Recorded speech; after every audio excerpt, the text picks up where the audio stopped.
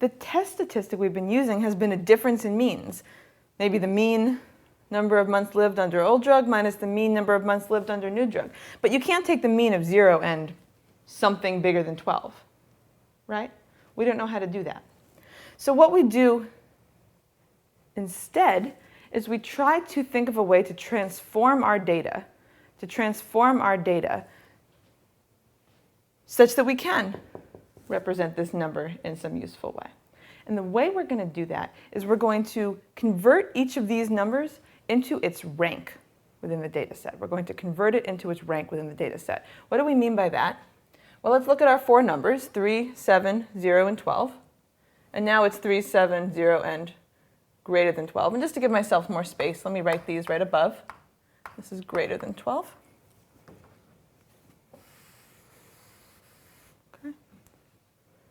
This is the original. And now we're going to convert these into ranks. The lowest number of these 4 numbers, grouping all 4 of these together, the lowest number is 0, right? So its rank within the data set is 1. In other words, it's the lowest. Okay, what's the second lowest? Well, that's this 3 over here. The third lowest is this 7. And the fourth lowest, in other words, the highest, is this one. We converted the data into ranks. Why would we do that? Clearly, we're losing information here.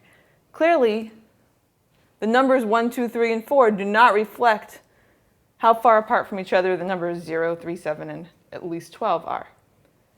However, note that I'm sure of these ranks, and these are numbers that I can add together, that I can take averages of. I'm sure that this person who lived at least 12 months lived more months than anybody else in this data set.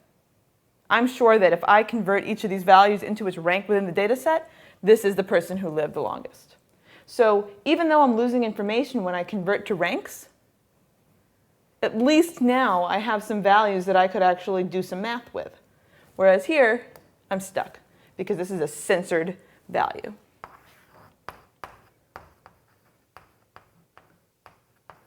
Meaning that after 12 months, I stopped collecting data. Anything that was not fully implemented or fully realized by that point is censored. It's at least 12. Okay. So now, using these ranks, we're going to just do a randomization test.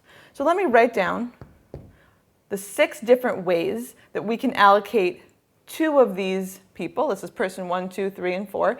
2 of these people to group A and 2 to group B. So let's do that.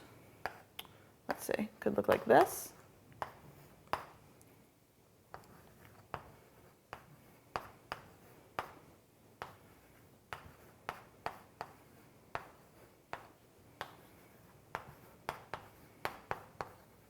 Okay, and there's 6, so I think I got all of those. Here are the different ways that when I put 4 names in a hat and draw 2, 2 of these people could end up assigned to group A and 2 could end up assigned to group B. Now what we're going to do is we're going to assume the null hypothesis is true. This is going to be the same null hypothesis we used for the randomization and permutation test, except now it's on the ranks.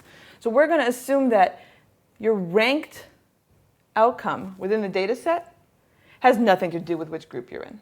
With the randomization and permutation test more generally, we've been saying that the null hypothesis is that your outcome would be the same regardless of which group you're in. This is the same null hypothesis, but now we're talking about ranks.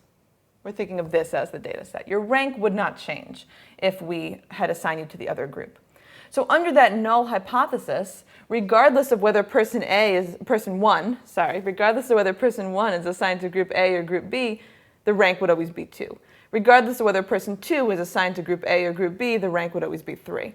And so for each of these different possible random allocations, for each of these possible randomizations, I should be able to calculate any summary I want of these numbers. In particular, the RankSum test statistic, it's often called T, is the sum of the ranks in the smaller group, just by convention. We could also use the bigger group, but by convention, it's the smaller group. And of course, here the group size is the same, 2 and 2, so it doesn't matter which one I use. So how am I going to do that? I'll make a column of the values of T here. For each of these possible random allocations, I'm going to add together the two ranks associated with the people who would have been assigned to group A. So for example, these two people are assigned to group A, 2 plus 3 is 5. If these two people are assigned to group A, 2 plus 1 is 3. Here it would be 2 and 4 is 6.